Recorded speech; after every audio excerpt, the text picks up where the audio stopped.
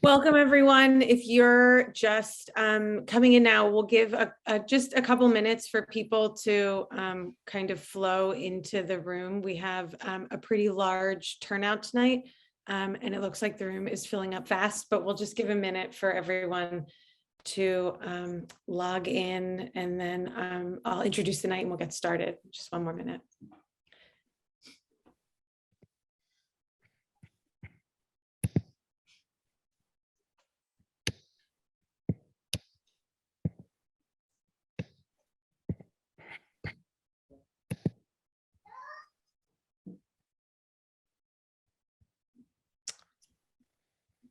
All right. Okay.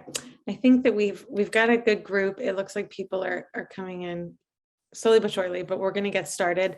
I see mostly familiar names, but a couple unfamiliar ones. So I'll introduce myself. I am Allie Williams. I'm the head of school at the Pilot School. We are once again so lucky to be joined by Dr. Kimi Winkelspeck. This is part 4 of a 6-part parent series. It's been really amazing this fall and winter, but we're about to get into a leg of a parent series all about ADHD that has me really excited and a lot of our faculty excited. In case you didn't know, I actually see a couple faculty members are logged on. The faculty at Pilot have been working with Dr. Kimi the entire year through a series of professional developments, and then a lunch and learn series that we do every 2 weeks to constantly kind of talk about all different facets of ADHD, understanding it, managing its symptoms, intervening and supporting students. And it's just been such an eye-opening and wonderful experience. And ADHD is just one of those things that leave parents feeling frustrated and tired, and we get it. And so we're just really excited to be engaging with all of you on this topic. There'll be 3 parts: understanding ADHD, managing ADHD behavior, and then some parent self-care at the end. And I know Kimi will weave in kind of all of those things throughout as well, but those are the 3 parts up ahead. Before Kimi kicks off the night, I just want to give one side plug. Next Thursday, February 24th at Pilot, we have our quarterly book club. And the reason I'm bringing it up tonight is because this book club book is The Optimistic Child by Martin Seligman, and it's on the list and has been such a popular one with faculty because Kimi suggested it. And I have been loving it, and I'm so excited to talk with parents. One of my favorite books of all time. It's yes, Kimi might come, we're going to see, but I'll be there and I'm excited to chat about it. And so if you haven't gotten the book yet, it'd be great to see you next Thursday. There's still time. So anyways, Kimi, I'm going to turn it over to you. We'll be in the background, Janet and I, to watch the Q&A and chat and help out. But otherwise, enjoy the evening. Thank you all for being here tonight. And Kimi, go ahead. Yes, thank you all again for a warm welcome. So it is always great to be with the Pilot group. And also, again, I think your dedication to sharing this resource for the community, which is awesome. So I'm going to share my screen and we'll get started. Those of you who know me know that it's hard for me to pick my favorite. Again, I don't know. I would probably say that this is one of my favorite core parent talks to give, just because there's so much great, rich information throughout. And I think I always learn something. So every time I do this, I really enjoy trying to kind of present it in a little bit of a new and different way. And so we added a few things if you joined us last year. So we'll see what you think. So we're going to focus this evening on understanding ADHD in children and teens. And this is the first part, as Allie said, in a 3-part series. And so we're going to really think about tonight as our firm foundation. So to really be effective at managing ADHD as a parent, and as you're thinking about being kind of a team participant with schools and with pediatricians, it's really important to have this firm base of understanding about what is really ADHD. I feel like it's one of those things that we hear the most because it is a really common childhood condition, but it's also something that I feel like is really misunderstood in some ways, or we kind of fail to understand maybe the complexity of how these things kind of play out in day-to-day life. And I also think the stresses and challenges of parenting kids with ADHD in the longer term. And so hopefully we'll shed some light on the kind of basis behind some of those things this evening. So goals for this evening. First, we're going to work to understand symptoms of ADHD in children and teens, and we're going to do that in a couple of different ways. The first part of which is to kind of get a child perspective on this as well. One of the most common questions that I get is, should we kind of do psychoeducation for kids about ADHD? And so we're going to tackle that one kind of head on at the beginning with a cool video. Second, we're going to understand the evaluation standards for ADHD. And so how do you arrive at a diagnosis of ADHD? So how do you go through that process? How is a diagnosis made? And then what happens after that diagnosis? We're going to talk through treatment recommendations for ADHD and really learn a little bit more and kind of give you a snapshot for what is behavior management related to ADHD as a precursor. So the second part of the series is related to behavior management. So we'll give you a little sneak peek of that tonight as well. And then we're going to provide an overview of these evidence-based, again, parent behavior management strategies so that you have a sense of what you would be looking for to make sure that the intervention that you're accessing is in line with the treatment recommendations that we know to be most effective. I'll stop throughout. I also love interaction. So as we're going throughout the evening, if there's a question that really pops up that you think would be great to ask, go ahead and throw it in the chat box or the Q&A and let us know, because I'll stop at some natural junctures and we can kind of take those then if it makes sense to do so. Information tonight is intended to be educational in nature, so not an active therapy intervention. If you feel after listening to some of the information tonight that your child would benefit from a therapy intervention, please reach out to your awesome team at Pilot, who is well equipped with lots of resources in this area, or your pediatrician, who also has a lot of additional resources that can be helpful too. The resources below are my favorite core set of recommendations related to ADHD. So chad.org is my number one. It is an interface. It's kind of a parent interface associated with the National Resource Center on ADHD. So those are kind of two parts of the same coin. My very favorite ADHD researcher is Russell Barkley.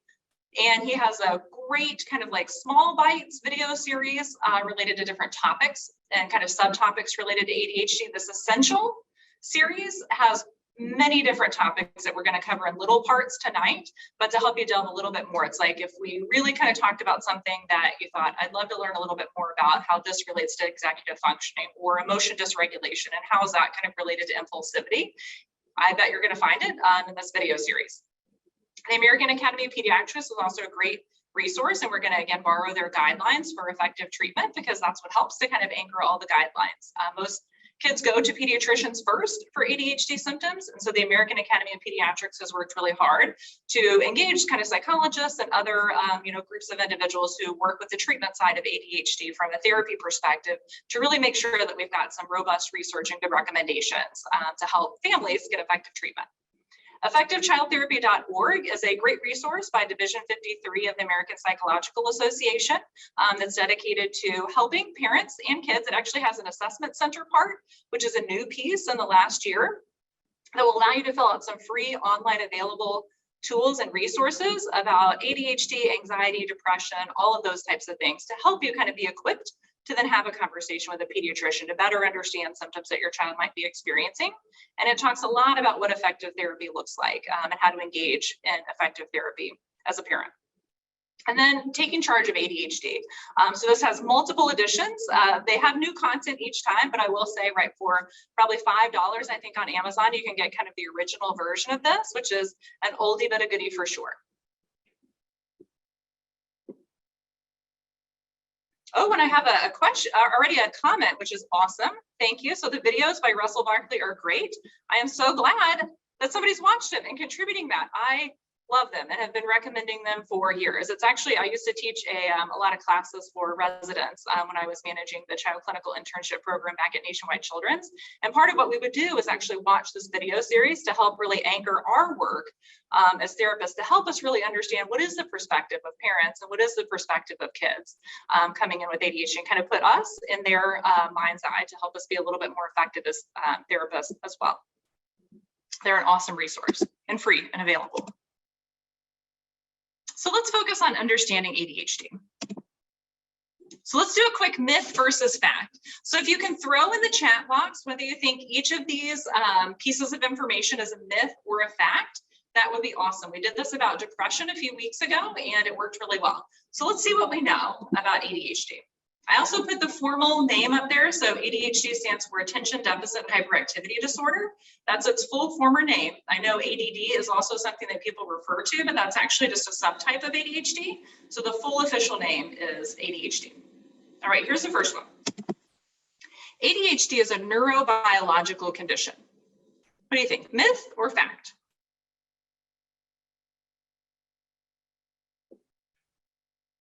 Fact, I see. Anybody else? Fact, fact, fact, awesome. You all are going to be great participants tonight, I can tell already. Awesome, so you are right. So this is a fact, and the primary brain region that's implicated is this prefrontal cortex, this kind of big part of your brain here. And we're going to see a little bit about what that looks like and kind of what the activation patterns are in ADHD and kind of non-ADHD brains this evening. It's one of the reasons that medication is also an effective treatment, because there is a true kind of biological basis and activity level changes in the brain that are impacted with ADHD. All right, let's look at this next one. Kids with ADHD have hyper focus on enjoyed activities. So laser focus, intense focus on activities that they would find pleasurable or enjoyable. So anything that's kind of a preferred activity. Myth or fact?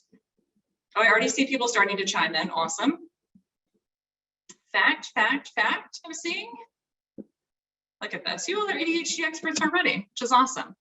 Fact, yes. I feel like I'm highlighting this because I think it's one of the most puzzling things for parents who are considering this diagnosis of ADHD for the first time. It's like, boy, you could focus on a video game or TV or something that they're really, really interested in for a really long period of time. Is that really ADHD?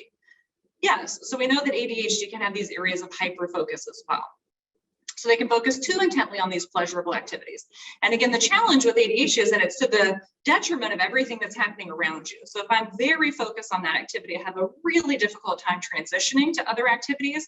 I also don't hear anything that's happening around me. So if you're calling my name, I'm not taking in any of that, right, kind of probably important, right, external stimuli either.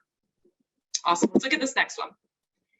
ADHD is defined by a willful set of behaviors. So behaviors that are purposeful and intentional.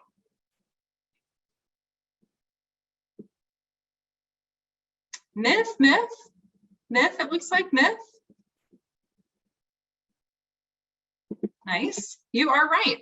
So while it certainly can feel like at times as parents that these behaviors are intentional, we know that the core features and symptoms of ADHD are not intentional. And again, they're impacting that core brain region, so that these are true deficits in ability to kind of regulate and function. I can certainly feel like, though, in the stress of kind of managing these symptoms day to day, that some of them are very purposeful. That also doesn't mean that some of these things aren't purposeful at times, right? So can I ignore you on purpose sometimes if I have ADHD? Absolutely. But that's not really what an accurate ADHD diagnosis is going to look like either. All right, let's look at this next one. Kids with ADHD can be good multitaskers and very imaginative. So are these two positive features of ADHD? Myth or fact?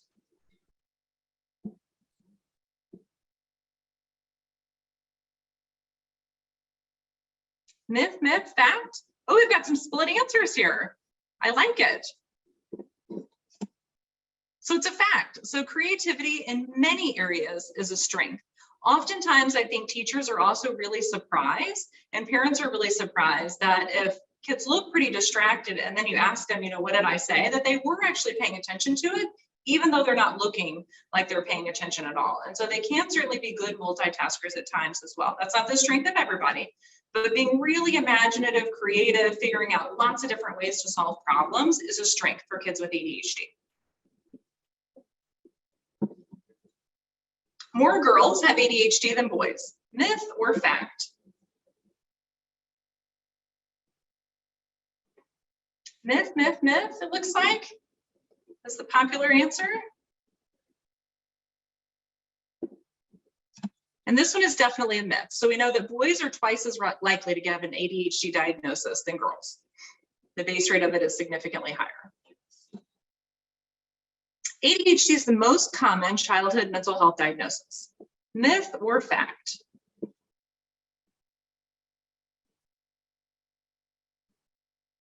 Fact, I'm saying, not sure, not sure. Myth? Oh, good, I'm glad I put this one. I debated, right, like 15 facts, so I'm happy.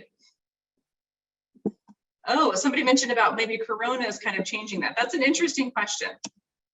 So ADHD is the most common childhood mental health diagnosis. So about 7.2 to 15.5% of children have ADHD, and that's at any kind of given time. And that's anybody kind of 17 and under is what that kind of defined range is by the CDC. So this is based in kind of the CDC's most recent base rate study related to childhood mental health. So it is the most commonly occurring childhood mental health diagnosis. Your question about Corona, I think, is a really good one. So I've certainly had more parents and families consider whether kids have ADHD related to the pandemic, because I think many, many kids and teenagers struggled to pay attention in remote learning, and kids started to exhibit lots of symptoms that they didn't necessarily have before.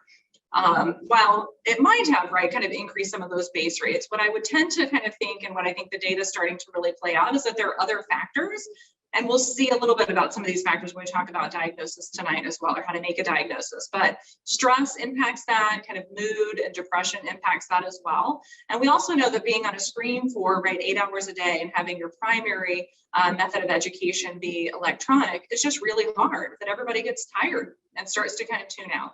And so I think that many people started to ask that question, but without kind of this history that we'll talk about tonight that's required to make a diagnosis of ADHD.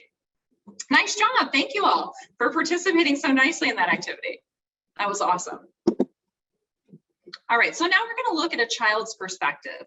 This kind of is a way to address the question about what to do. So if kids have ADHD, do you talk to them about ADHD? Do you help them to understand what it is? One of the parts of an ADHD Ed Academy series that I worked on at Nationwide Children's, so back in Ohio, was actually a child-focused series that was on a Saturday morning to really tackle this question, like, what is this thing called ADHD? And so what we know is that it can be really helpful at a certain point to help kids understand how their brain's working and what are some of the things that they're challenged with, so that they don't misinterpret the basis of those symptoms. So what happens as kids get older is they start to take the perspective of everybody else around them. They start to also pay attention to what are other people saying? How much are other people kind of getting in trouble for certain things? How much does the teacher correct or kind of redirect their behavior versus other students?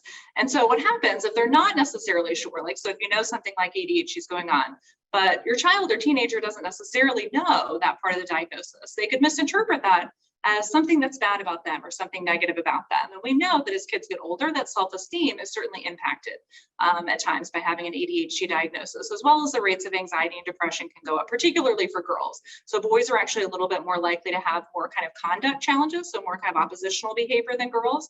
Girls are more likely to experience anxiety and depression from thinking about, some of these things. Again, that's not the only reason that you would have anxiety and depression, but if you get a lot of negative feedback, it's hard to start still feeling kind of like a healthy sense of self-confidence. So we're going to look at a little video that might be a nice way for kids to kind of understand what ADHD is. And that's how I use this video. I also use it a lot in training because I think it's really helpful to think about, like, what's your child probably experiencing each day with some of these symptoms. All right, so I'm going to open this link and then I have to do a second share here to make sure that it works.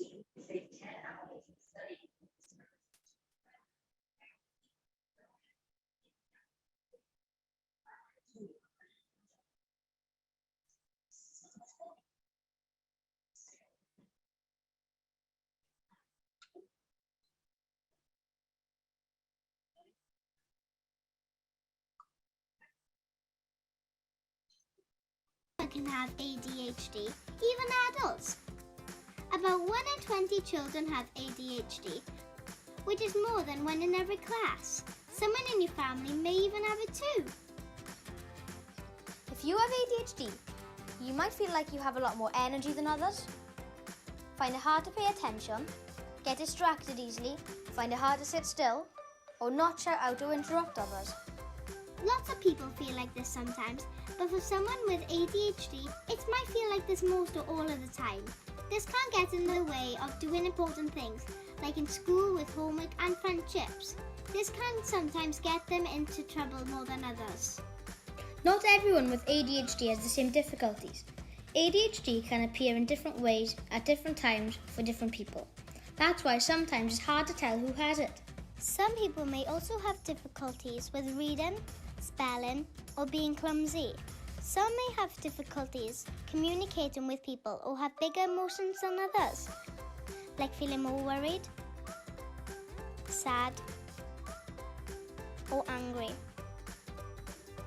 Scientists have found that the brains of people with ADHD can work in a special way, including parts of the brain that help with things like attention, stopping and waiting before doing things, and organising thoughts or actions. For me, ADHD feels like you're watching TV, listening to music, and talking to someone all at the same time. It's really hard to know what to pay attention to. A special doctor can tell if you have ADHD. They will speak to you, your family, and your teachers to find out more about you and think very carefully before deciding if somebody has ADHD or not. They will also talk about the type of help you might need. Knowing that you have ADHD can help you and others understand you better. You might need help with things that you find hard, and that's okay. It's important to find out what these are and talk to your family, teacher, or doctor about it. There are some things that you might be able to do to help yourself with support of your family and teachers. For example, taking breaks or having a chart of what you need to do can help some people. Eating well, trying to get a good night's sleep, and getting regular exercise is important too.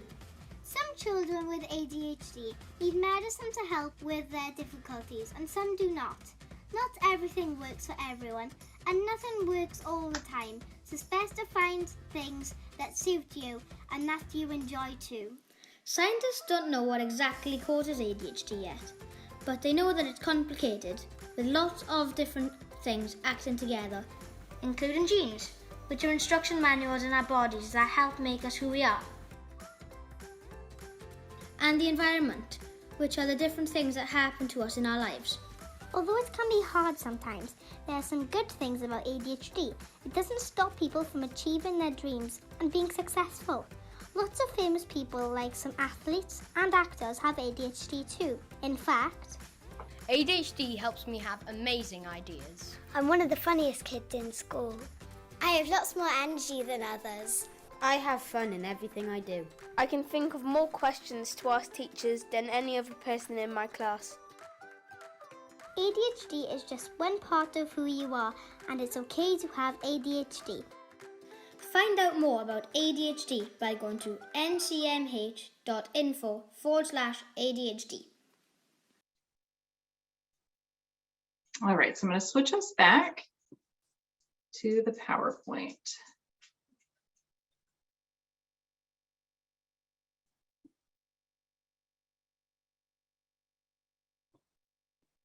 All right. So any thoughts about that video before we move on? Did folks enjoy this video? I tend to use this in kids 11 and under. So again, thinking about kind of developmental age and what your child might be interested in or kind of able to understand in terms of education. But my hope is it gives you kind of a sense of how you might think about talking about those things. Again, if that's an individual conversation or a video like this can help. It's just, I think, one of those extra tools that can be really nice. And I also think it helps kids to think about too, that a lot of other kids have this. It helps to really normalize that this is something that probably one or more, right, of kids really struggle with in their same classroom. So it can certainly help with that shared experience as well.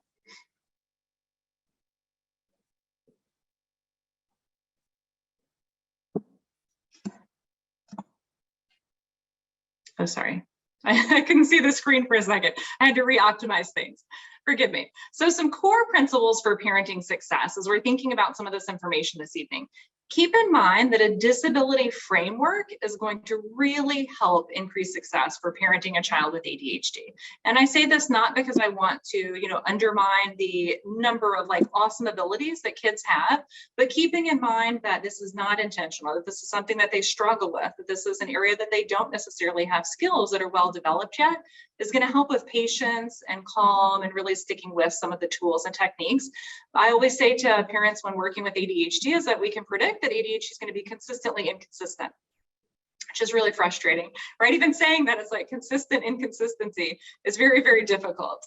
But these core symptoms of ADHD are really developmental deficits in functioning. And so kids and teens are going to need more help to manage the impairments and the symptoms. And that they're also going to continue to need that support, and that what support that they're going to need is going to be different as kids get older, as they enter the teenage years, as they enter adulthood. There are a lot of new milestones and other things that kind of happen that you take responsibility for. But it's a diagnosis if it was accurately diagnosed, and it's a diagnosis that would continue throughout a lifetime. Again, whether you access medication or right treatment, those types of things can certainly vary and wax and wane. But the symptoms and impairment will certainly be part of the experience that you have as a parent as kids turn into adolescents and adults. And helping them to kind of understand that and understand how to manage and kind of take increasing ownership over managing some of these challenges as they age can be a really important part of that middle to high school transition, and then thinking about high school onto college for sure.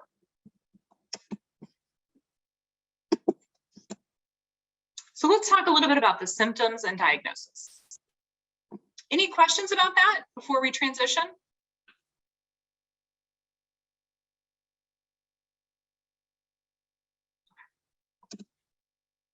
So symptoms of ADHD that focus in inattention. This is the list of symptoms that you would be looking at if you were kind of considering making a diagnosis. So trouble staying focused on non-preferred tasks. So again, ADHD is not diagnosed based on activities that people prefer. So we all actually focus on activities more that we prefer. And so really focusing on those non-preferred tasks. It's why also teacher feedback is really important in this diagnostic process, because sometimes, right, there are a lot of difficult tasks at school, and the expectations at home and at school are really different. We're asking kids to do a lot of different things. And so symptoms can look a little bit different in those settings. Not paying attention to details and making careless errors. This I'll highlight kind of shows up a little bit more as kids get to middle school. So this particularly I think of when I'm thinking about the amount of complexity that's required in math. And so sometimes, right, not necessarily paying attention to a lot of details isn't required as a younger child because there are not that many steps to kind of doing things. What we know as you transition to kind of middle division and upper division is that you're reliant more on that process and a multi-step process to be successful. And you'll see a lot of these careless errors and mistakes really start to pop up. Challenges with organization, losing things, missing due dates. Again, that's also more characteristic of kids as they're transitioning, or becomes more appearing, I'll say, of kids when they're transitioning to middle and upper divisions. You'll see things actually like losing a lot of things like lunch boxes, water bottles, hats and gloves. I think about a lot in the winter, like papers, that are coming home from school, those types of things. Easily distracted, so that distractibility, that's a core feature of ADHD, so that you're getting really easily distracted by other things that are kind of going on in the environment. Failure to follow through on assignments, chores, activities, so starting something, but not necessarily ever really finishing that to completion, or not able to finish it to completion without a lot of prompts and reminders. Forgetful in daily routines. I think this is the thing that's the most challenging for both parents and teachers, is these things that are day-to-day parts of your schedule. So most of you probably, right, function where you get up, eat breakfast, get dressed, right, do the things in your morning routine, brush your teeth. I have to say that I spend lots of time problem solving about teeth brushing because it is an oftentimes forgotten part of the morning routine, but really important. And kids don't seem to love brushing their teeth sometimes, but it is one of those helpful parts for sure for overall health. But getting ready in the morning and homework and unpacking after school and those things that are very repetitive, unpacking when you get to school, right, and kind of getting your homework folder out, all of those types of things. That feature of ADHD can be really challenging, so that it feels a little bit sometimes like it's kind of Groundhog Day, right, every day. And again, that's not intentional, but this is the part where I feel like it can get really challenging for kids and families sometimes. Avoiding tasks that require sustained effort. So if you evaluate that a task is going to require a long time to complete, or you think, whoa, this is going to take me forever, you're going to be really avoidant of that task overall, because starting it means that you're going to have to pay attention for longer than you really feel able to do. Losing things often. So again, just losing lots of different things, right? Like multiple times, like pencils. I think about pencils, pencil cases, leaving books and notebooks in different parts, leaving things kind of in your locker, things getting lost in a backpack. And then the last one, not really listening when you're talking to them directly. So having to call their name lots of times before they would hear you. Oftentimes what I hear happens is that, you might, as a parent, call your child 4 or 5 times. The last time that you call their name is really loud. And they're like, why are you yelling at me? I didn't hear you call my name at all. because maybe they're not actually hearing those first 4 or 5 times. But again, that can be really challenging as a parent. It's like, I've said this, right, so many times. This is why I'm upset. And your child sometimes looks clueless, like, really? I didn't know that that was happening. Symptoms of hyperactivity and impulsivity. So really fidgety and squirmy. So moving a lot in an area. So that you see it more when you're kind of seated, just because you have such a difficult time kind of staying in one place. But it can certainly be a part of standing in line, right? Waiting for kind of any activity, those types of things. Leaving your seat when they're expected to stay seated. So getting up to do a lot of different things throughout the day when it's not really the right time to do that. So kind of getting up to sharpen your pencil, getting up to take a drink from your water bottle, getting up to kind of go see what a friend's doing or say hi, and then get back in your seat. So being out of your seat a lot more, because again, you have that excess energy. So you need a little bit more of those movement breaks. Running and climbing at inappropriate times. So as younger children, I feel like this one shows up a lot less so as kids age, for sure, right? I don't hear this as a primary symptom from teenagers or from teenage parents, but from younger kids, definitely. So I'm thinking in kind of that lower division. So running, jumping, climbing off things, jumping off couches, using things as kind of a jungle gym when that is not as it's intended to be. The inability to play quietly. So most parents of kids with ADHD would say that they know where their child is with ADHD in the house because their volume level is just up a little bit of a notch. If this is kind of a typical volume level, that it's just up here. So that inability to really use and kind of regulate an inside voice. On the go, so busy all the time. We talked about that kind of excess energy, and I think it talked about that a little bit in the video. And I think they did a nice job of saying that they just have a lot of excess energy, more energy than other people, which sometimes can be helpful to do a lot of things and like stay up and kind of get to do a lot of different things. It can be really challenging because it's not necessarily something that goes down right over the course of the day. So you have just as much energy in the afternoon as you had in the morning. Talking excessively. So talking way more than we would anticipate that kids are going to be talking. And again, that talking kind of gets them into trouble and a lot of school situations or situations where you're supposed to be pretty quiet. These last parts are related to impulsivity. So blurting out answers. So that classic challenge with the teacher kind of asks a question and you just say the answer because you know the answer, you're really excited about it, but it's hard to hold up your hand and kind of wait. Difficulty waiting your turn. You see that a lot again in classroom settings. I think this also is really challenging in unstructured settings. And so in a structured setting like a classroom, you see these things kind of to a certain degree, but part of it's kind of like truncated by the environment, right? And the structure that you're putting on the activities around them. So you see more of these things come out and be problematic, particularly in social situations when you're in unstructured settings. So your gyms, hallways, recess, lunch, those types of things. So difficulty waiting your turn, interrupting, kind of intruding on others, being in their personal space, really having difficulty with patience. Those things become really challenging when you don't have necessarily some of that same structure and parameters. So I see that those things oftentimes, again, are more things that we problem solve about in those unstructured settings.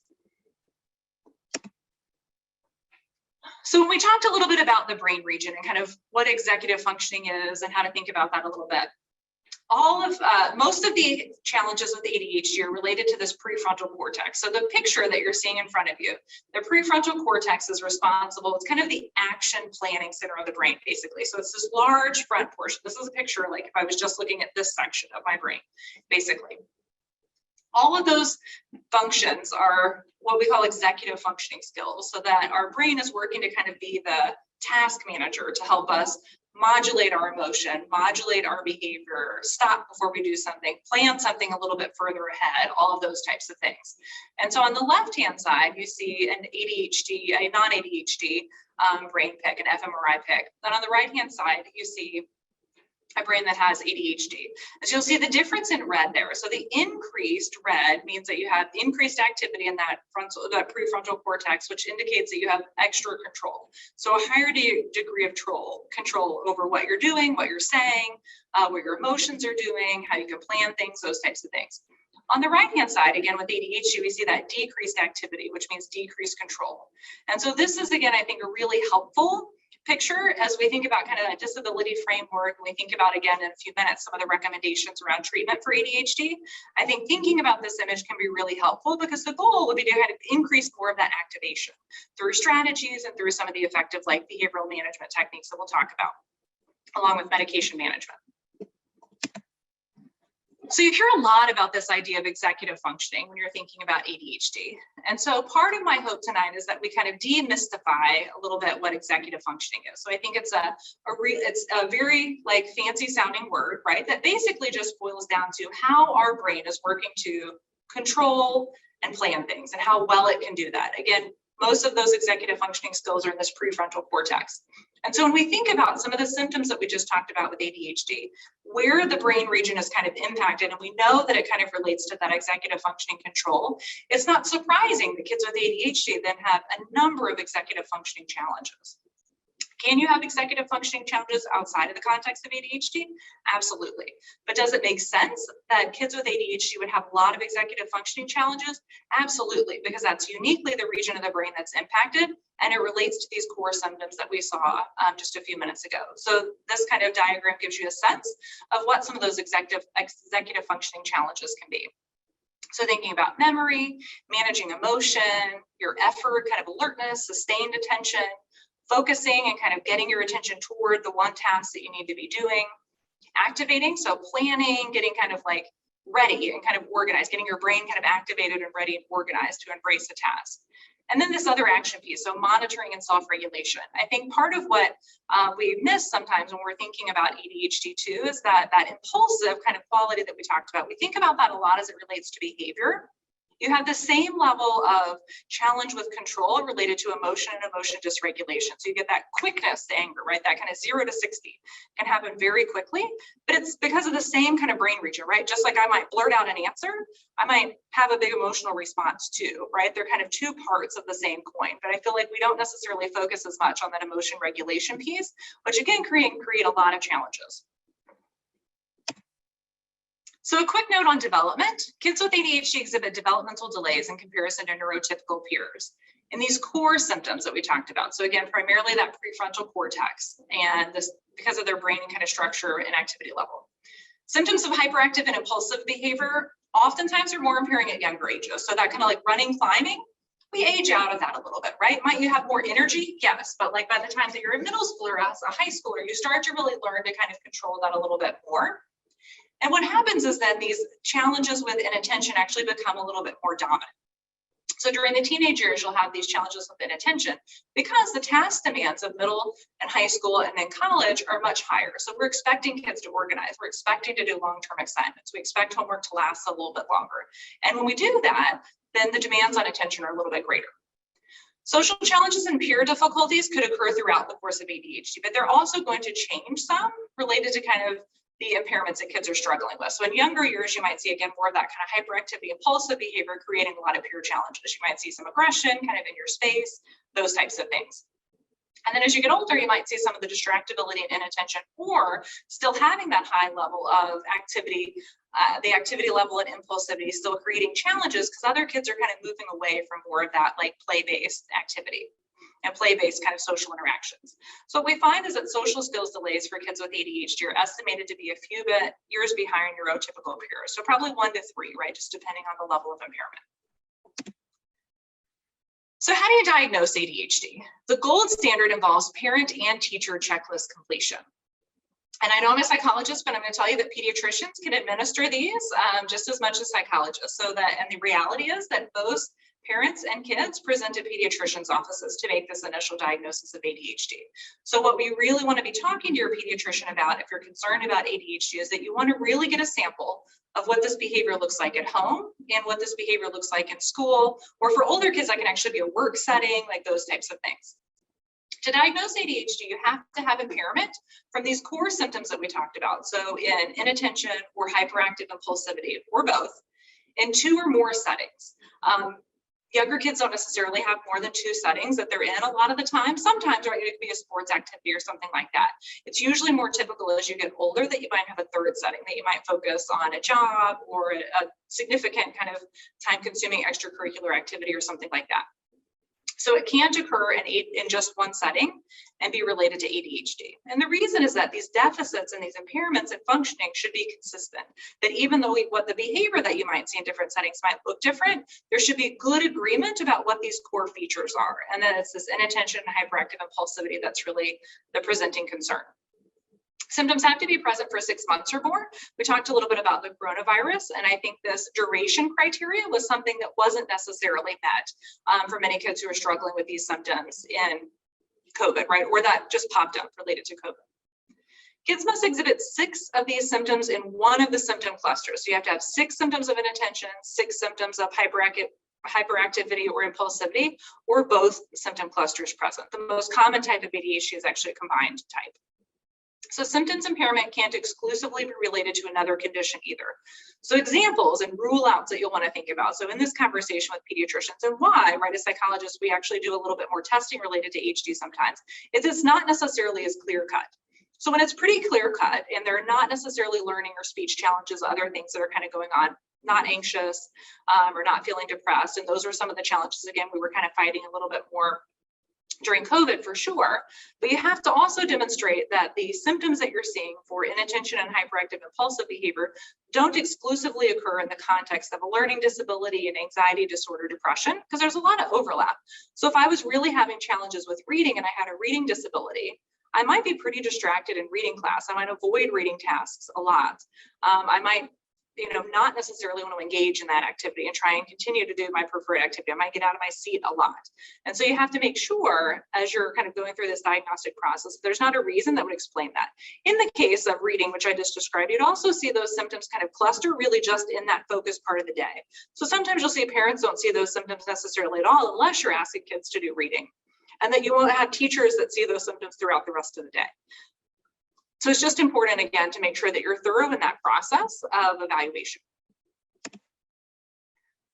Most are diagnosed in childhood. So most kids are diagnosed before age 11 with ADHD, although this can be diagnosed in teens and adults for the first time. Typically, that's that inattentive presentation that we talked about. So if kids are able to, don't necessarily have the hyperactive impulsive pieces and the demand for attention is not necessarily that high, you can kind of mask a lot of those inattentive symptoms until you get a little bit older and the work demand and the organizational demand just really increases and kids really struggle. Subtypes differentiate between different symptoms and impairments. So when you think about kind of ADD versus kind of an ADHD, it all falls under this greater umbrella of ADHD, with combined presentation being the most common. So that's equal parts. That's 6 symptoms of inattention, at least 6 symptoms of hyperactive impulsivity altogether. You can have predominantly an inattentive presentation, which is just related to those symptoms of inattention, or hyperactive impulsive presentation, which is just related to those features. So you're just seeing those rise to the level of kind of meeting the diagnostic criteria. That's more characteristic in younger children. So preschoolers or early elementary school diagnoses would be more of that hyperactive impulsive presentation.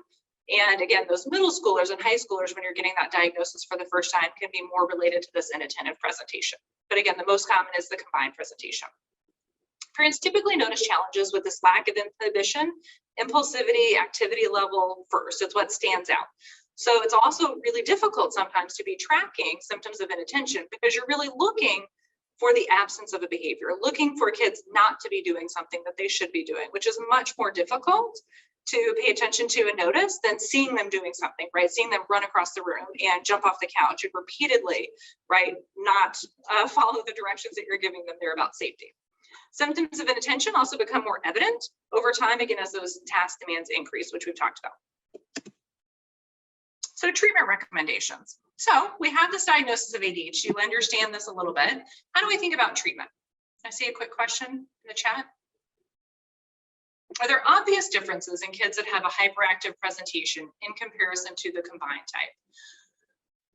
Not necessarily. I think what you'll see more times, so when I have made that diagnosis, I will also say that having done evaluations for 14 years, and ADHD being kind of the primary diagnosis that comes out of a lot of evaluations, as we're thinking about that, I feel like it's more that those symptoms are creating the impairment, and then it's reaching kind of that diagnostic threshold, that you might have some of those symptoms of inattention that are present, but you might have 3 or 4, or they're not creating kind of that impairment. They're not really preventing kids from doing things and making them successful, whereas those hyperactive impulsive symptoms are really preventing them from being successful because they're not able to regulate, they're not able to sit still, they're not able to control those impulses. So I think about it more as that's where the impairment is, versus that you don't necessarily have any of these and attentive symptoms. Again, with younger kids, I don't expect an 8-year-old to have a super high ability to like organize different things or attention span. I expect them to lose things sometimes, or I don't necessarily expect that of a 7th grader, 8th grader, 10th grader. So that's a great question. I appreciate that. But I think about it more about the source of impairment.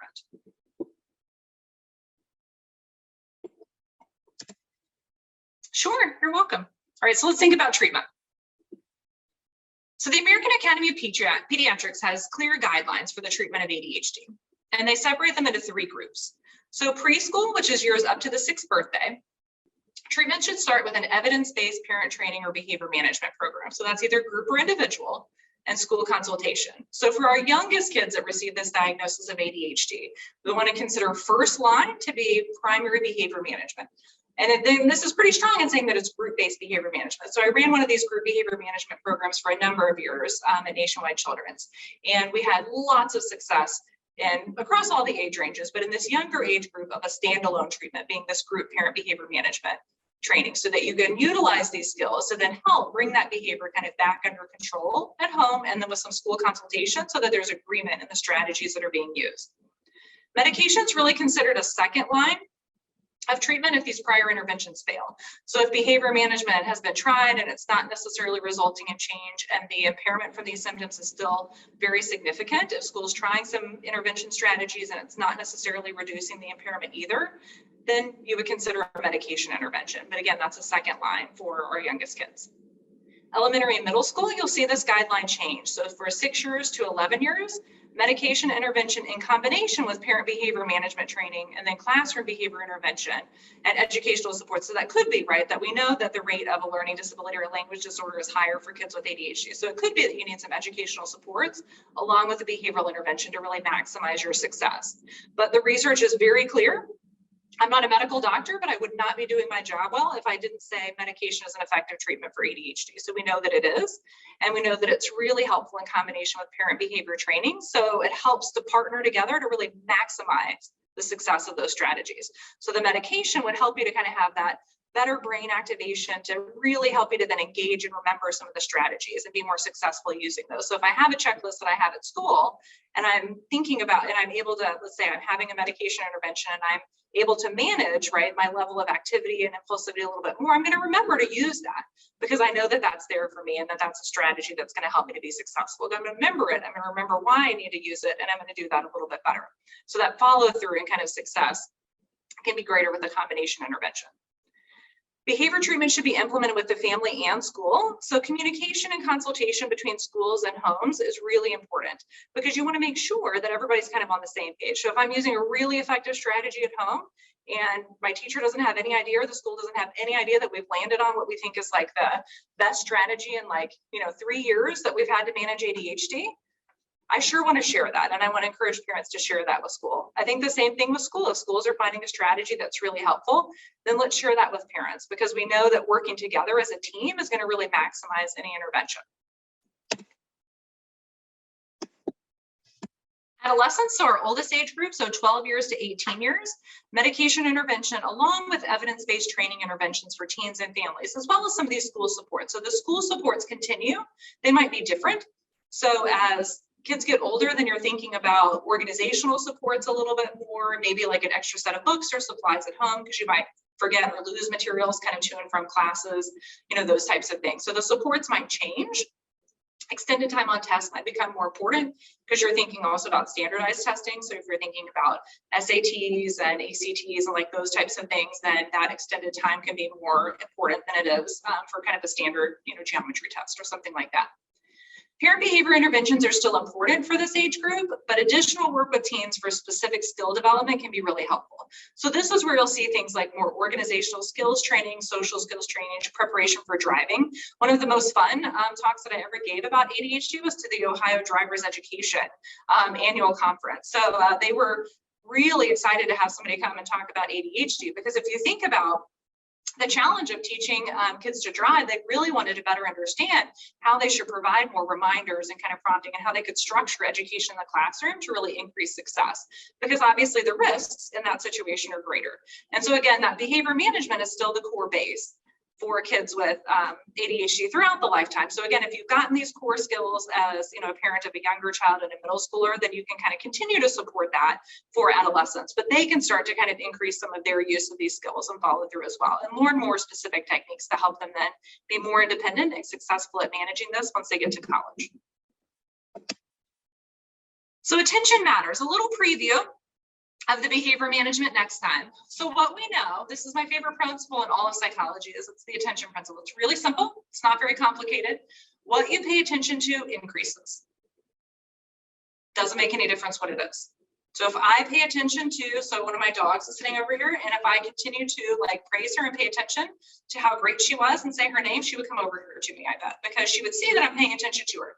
And that behavior that I want for her to say hi to me would increase. The exact same thing happens in any situation that we want to dedicate attention to.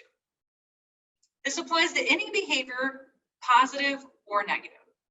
And so if I'm paying attention to positive behaviors, I'm going to see those positive behaviors increase.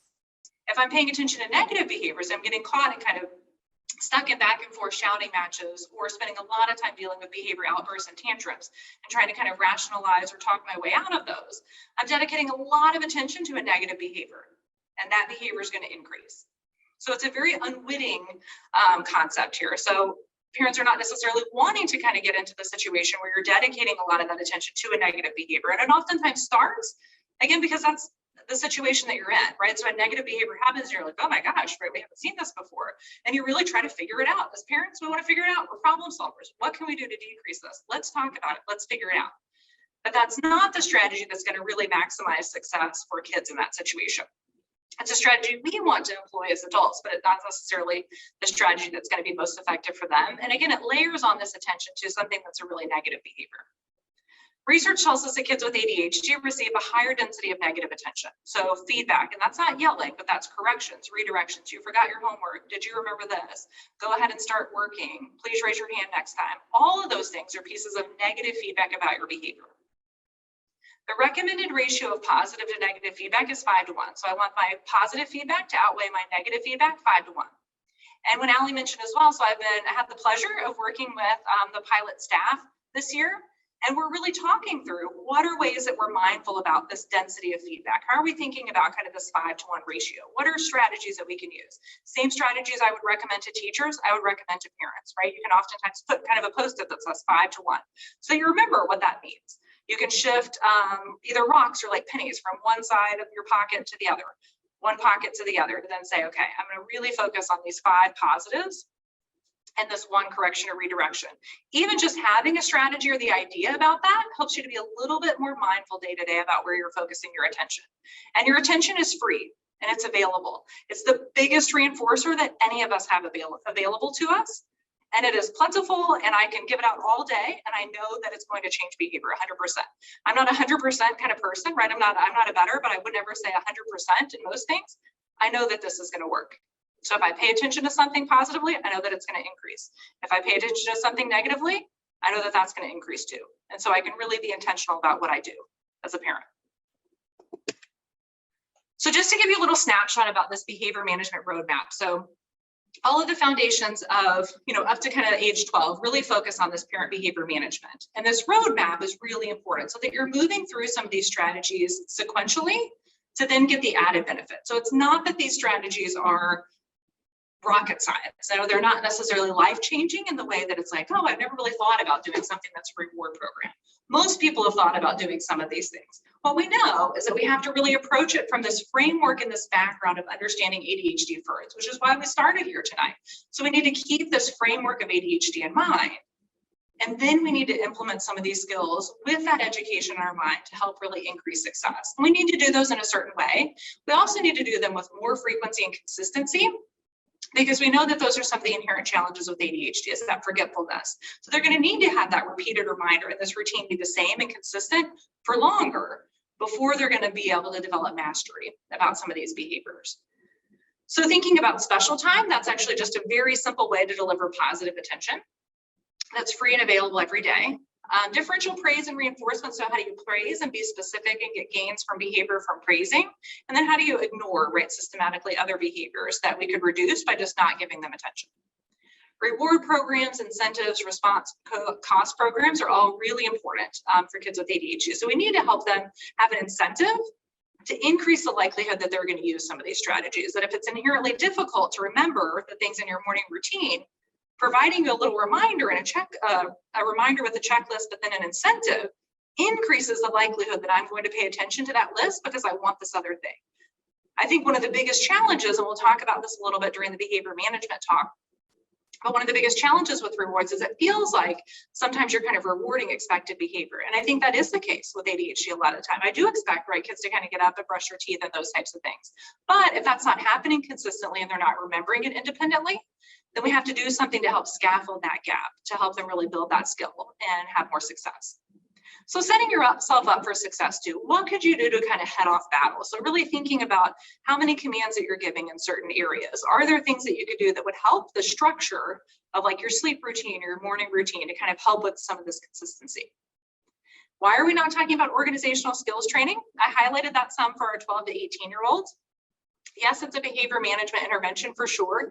Yes, we know that it's really effective. We know that we can teach these skills, start to teach these skills to 3rd to 5th graders to actually prepare them for this transition.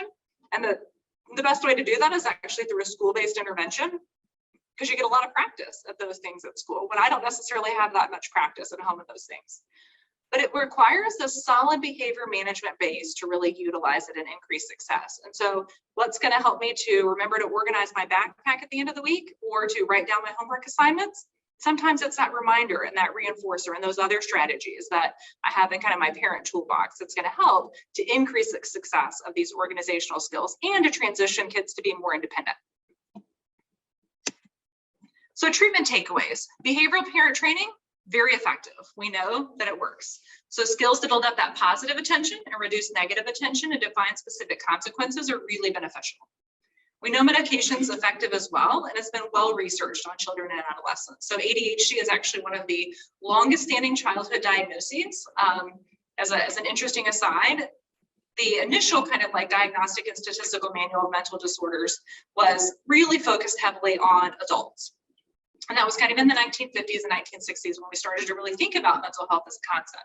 It wasn't until the 3rd edition in 1980 that it got greatly expanded to include many other conditions in childhood. So when you think about, right, a lot of the challenges sometimes and kind of discussions around is ADHD kind of a new thing? We didn't necessarily have that there. I mean, I'm not going to necessarily debate the base rate, but I will say that that was there. Hyperkinetic disorder of childhood was one of the original 8 diagnoses because it was something that we noticed even then. We didn't really have any idea necessarily what to do about it. But starting in 1980, we exploded the amount of child research that we did and focused on to help us figure out how do we help kids be successful and to think about them, again, as kind of many adults, that they're going to grow up to be adults and how can we really help them to be successful? So some of these research programs around, again, behavioral parent training, medication effectiveness, those types of things go back a number of years. There's no specific talk therapy, so we're not necessarily talking about play therapy or predominantly just kind of a talk intervention to treat ADHD. So talking about symptoms, no matter who does the talking, isn't necessarily very helpful. So I could say, hey, you really have this struggle. I think you should raise your hand next time. And I don't think that your child's any more likely to listen to me than to listen to you in that situation. So talking less and acting more. This is one of Russell Barkley's kind of primary focus points, so that you have less talking, more doing with a strategy, with an intervention, with a focus point and a reminder. So reinforce those behaviors that you want to see with appropriate rewards and consequences. A team approach is really best. So thinking about pediatricians or an alternative medication provider, most people again start with pediatricians, and pediatricians are growing in their comfort level with management of ADHD. Psychologists or a behavioral parent training therapist can be a really important member of the team as well. Again, we're thinking about that group-based or individual parent training. School professionals, and that's all school professionals. So that's teachers, that's allied health, so that's speech, OT, PT, school psychologists, administrators are many important people to that team that see your kids in a lot of different environments that are really important team members as well. So that we want to include the feedback and we want to be active participants with them in the intervention. And then a parent. So parents should be the team leaders, I would argue, because you know your child best, not because all of these other Individuals don't have great expertise in either ADHD or educational interventions or medication interventions, or know a lot of things about kids. I know lots of things about kids from working with them for a number of years, but I don't know your child. You know your child better than anybody else. And you're going to know if this strategy is, you have kind of this spidey sense, I think, about it as a parent. You have this spidey sense about this is going to be a good strategy. It's probably going to work. And I don't think they're going to do this at all. And we need to make sure that you're listening to that instinct and really sharing that information with all these other health professionals. Education is essential. And so thinking about, again, attending workshops like the one that we're having tonight, parents really need to continually educate themselves about ADHD from trusted sources. So that's why I went through those resources at the beginning, to be the best advocate for kids. And I find that refreshing this education kind of yearly, right, every couple of years can be really helpful, or as a part of a transition to another developmental stage, from elementary to middle school, from middle division to upper division, you know, those types of things, because you have a different set of challenges that happen. And then just hearing this education, I think, helps to serve as a little bit of a reset sometimes for parents and professionals, right? So a quick note on school collaboration. We talked a little bit about the work that we're doing at Pilot this year, which has been really awesome and exciting. I think one of my favorite things about doing it is just really kind of having great conversations about great kids and really working to kind of manage behavior and to think about ways that we can collaborate more as a team. How do we help to increase success, which is amazing. And so communication is really the key to success. Open and frequent dialogue with teachers and other school staff is really important. So that's, what are the things that are challenging? What are the things that are going well? And remembering kind of that 5-to-1 ratio as well. Don't assume that the school is going to know exactly what to do. So schools absolutely have a set of accommodations. They're used to working with kids with ADHD. They have some expertise in that for sure. But you don't want to rely on the school to then know what's going to be the best menu of those strategies for your child. So you want to be a really active participant and bring things to the table that maybe other people haven't necessarily thought about before. Again, things that you might be learning in behavioral parent training. Continue to evaluate whether things are working. This is a really iterative process. Again, remember that kind of ADHD, what we know about ADHD is that it's consistently inconsistent. So we're going to find some things that work for a little bit of time, and then we're going to have to switch them up a little bit.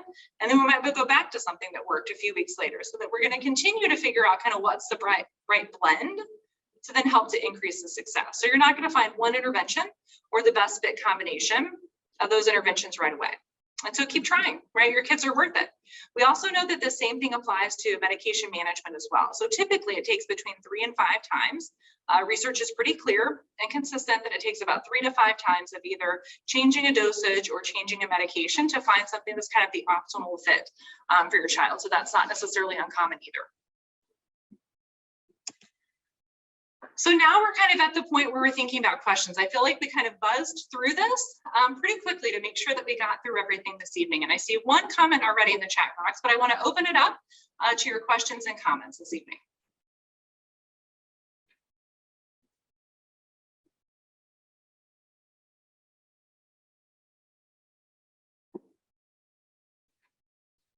Any thoughts? Burning questions?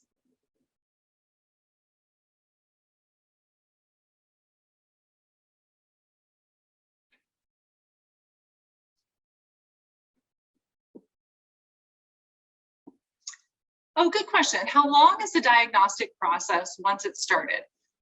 So great question. So if you're thinking a little bit about the pediatrician process versus kind of a psychologist testing process, I'll just give you a little bit of a difference between those timelines. So oftentimes what pediatricians want is for parents to reach out and let them know at that phone call that they're really kind of thinking about seeing some of those symptoms of ADHD, or that they're getting some of those points of feedback from teachers as well. And then ask them how you can kind of be most prepared for that appointment. And so again, if you're starting with your pediatrician, they're probably going to send you some checklists that are called the Vanderbilt. So that's the most common free available pediatric tool to then help to arrive at this diagnosis from a pediatrician standpoint. The good news about the Vanderbilt is actually reused as an iterative process to determine medication effectiveness. And so the likelihood that you should continue to fill those out over time to track the effectiveness of the intervention that you're doing is really good. And so your pediatrician will want you to come in, kind of do a consultation. They'll talk a little bit about learning, other types of things that are going on with your child, to then see, is there anything else, right, that they should kind of put on their radar screen, so to speak. So are there significant learning challenges? There are a lot of anxiety. And if the pediatrician feels like it's not necessarily very straightforward, so there are some learning challenges that are pretty significant, a lot of anxiety is kind of present related to something, you know, like math or reading, something like that, they might recommend and say, like, I don't feel like I can kind of make this diagnosis as a pediatrician. I'm going to refer you to a psychologist to do some testing. What the psychologist is going to do is kind of pick up the ball there and then kind of do a little bit more testing to figure out, how do you really sort through, is this a learning challenge or is this more related to anxiety and depression? You don't necessarily, and again, a case that's not necessarily super complex, that testing can be pretty straightforward. So oftentimes it's some measure of IQ functioning, some measure of academic achievement, and then also kind of ruling out through some checklists that there are not other significant parts of mental health that are impacting that. Lots of symptoms of anxiety look like ADHD sometimes, that distractibility. It's just the content about what you're distracted about that can really help to differentiate that. And so a pediatrician process could be fairly short, that it might take, you know, several weeks or a month to kind of get this information to meet if it's a little bit more straightforward. A testing process can be quite lengthy. So unfortunately, right, testing wait lists are fairly long. So it can be about a year or more sometimes to get kind of a testing appointment. That's not always the case. And again, a lot of pediatricians' offices are starting to do more brief testing in the context of primary care or pediatrics to then help. So employing psychologists to help in the pediatric setting to then move these evaluations through a little bit more, because we know that you don't necessarily have to have a super complicated battery in a lot of cases to then get you kind of to the right place. But it can be highly variable just based on the complexity of evaluation that's going to be required and the unique nature of the child's kind of deficits or impairments that they're focusing on or that you're seeing. So I know that's a little challenging because, you know, I'm not giving you kind of a straightforward answer, but it could be probably as short as 4 to 6 weeks. And then it could be as long as, you know, 6-9 months if you're thinking about the ending of a more full testing process.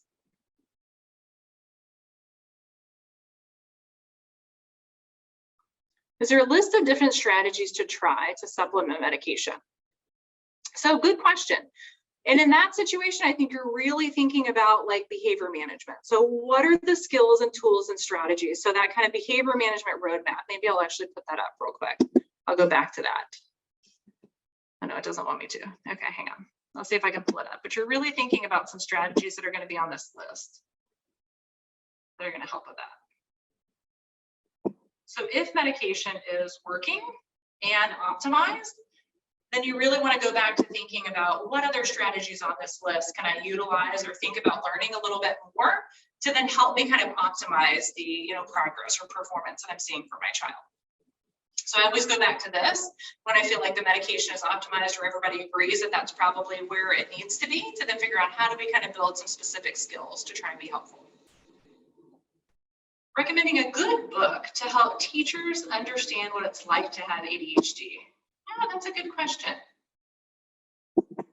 Yeah, so thinking, I'll actually do a little bit of homework on that one. So I think the firsthand kind of look at ADHD is not like other than the kind of briefer videos for kids, I don't know that I have a good sense about a book recommendation for teachers or, you know, parents to kind of understand, you know, what it's like to kind of have ADHD, because I think it would probably be an adult reflecting on that. But I'll do a little bit of research. I'll see if I can figure that one out. And I'll let Allie and Janet know so that they can send you that information out. I think that's a great question.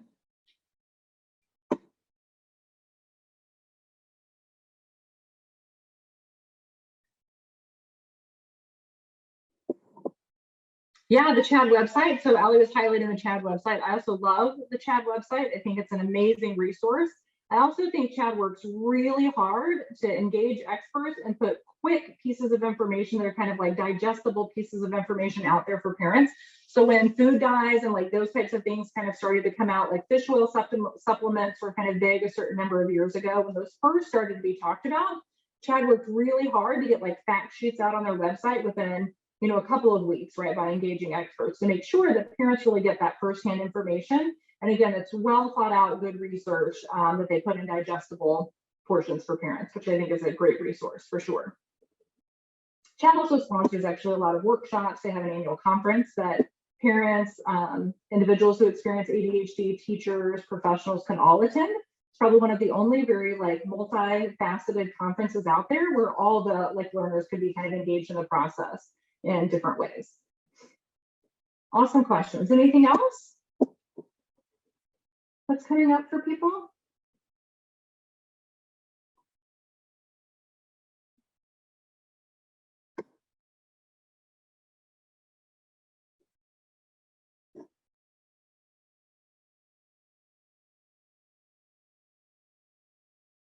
Absolutely. Yes, you're welcome. My pleasure. Any groups for kids with ADHD? Great question. I can actually send a resource list, so I have that. I can send that Allie and Janet's way so that they can include some of that information in the follow-up. And there are a few group opportunities. So more they relate to either organizational skills or kind of social skills groups, not necessarily kind of support groups for kids with ADHD, but I'll put that information that I have for those Delaware groups into an information email to Allie and Janet. CHOP also has one. I know the wait list is pretty long. I think you actually have to be engaged in CHOP's kind of more comprehensive ADHD management to access those groups, but I'll actually include that as a resource too, because I don't know what their current referral guidelines are. Great question. CHAT also has resources for parent support groups of parents for kids with ADHD, as well as opportunities for teenagers.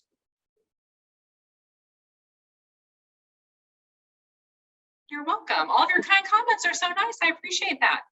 It's my pleasure, right? That's why we're all doing this. And again, I thank Pilot for really helping to kind of set the bar in this area. So having a comprehensive series to put this information accessible for parents and really help us to have real conversations about mental health for kids.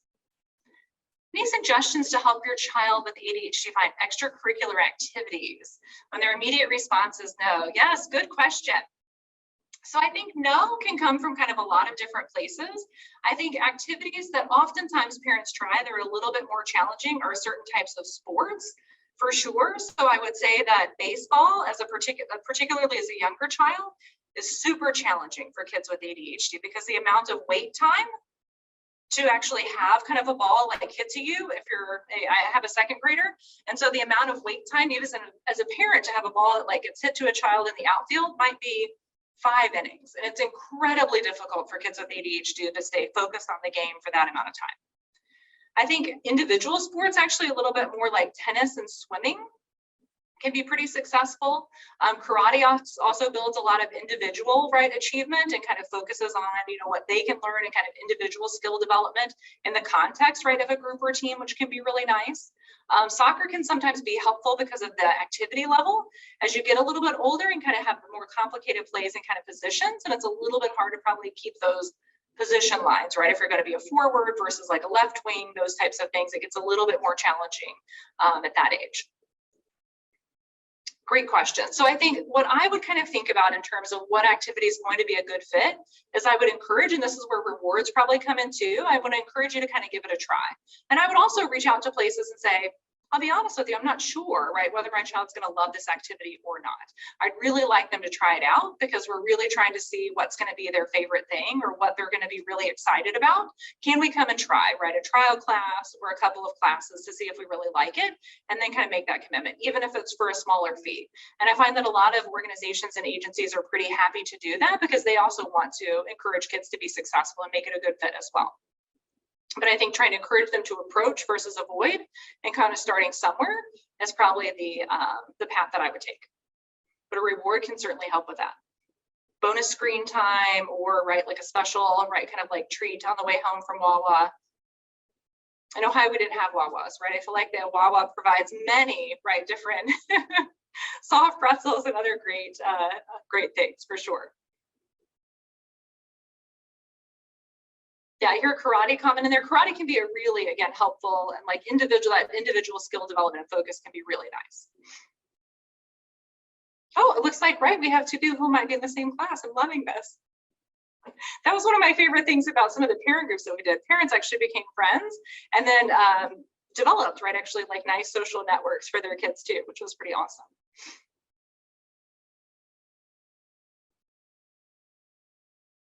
Volleyball can also be great, So actually coach a girls volleyball team, right? I may not do that next year, but for the past 3 or 4 years, I've coached a girls volleyball team. So I certainly believe that sports can be a helpful outlet, but again, that's not the right fit for everybody. So that you're going to have music, you're going to have art, you're going to have kids who want to do 2 or 3 different things and aren't quite sure what they're interested in. So again, just really figuring out how can we approach and embrace what they're kind of most interested in to be really helpful to find that right fit for them.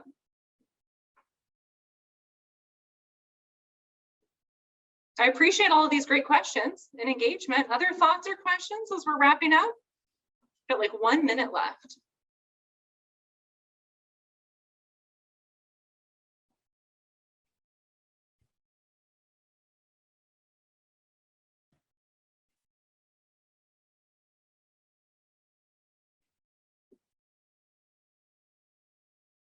Have I ever heard of ADHD medicine suppressing energy when it comes to sports? Interesting question. So I would say kind of part of what ADHD medication does is it modulates your activity level. I think depending on what medication that is, you're going to have different what are kind of optimal like times that dosage is effective. And so it probably depends a lot on where sports is in the day and how much kind of energy that you're seeing your child kind of decrease as a function of the medication. I think that's a really good question though to ask the medication prescriber so that you make sure that if there is, right, let's say more kind of energy suppression than you're hoping for, then that's really good feedback, right? If you feel like that it's impacting or kind of impairing their ability to perform in sports or they're really tired at that time, then I think that's a good question to talk to the pediatrician or other medication prescriber about so that they can really know, right, how to best manage that medication too. Kami, I'm going to jump in. Thank you Sure. so much. This is once again a really great night. This topic is always really popular. So for everyone who joined us tonight, our next session is April 11th for the next part of this series on a kind of deeper dive into the behavior management piece of this puzzle, and then a shorter wait after that. May 6th, I believe, is our final date. For a little bit of self-care for parents of kids with ADHD. So thank you again, Kami. This was wonderful. Yes, my pleasure. Who came thanite. Absolutely. Thank you all. Engagement, and have a great night, everyone. Have a good night, all. Take care.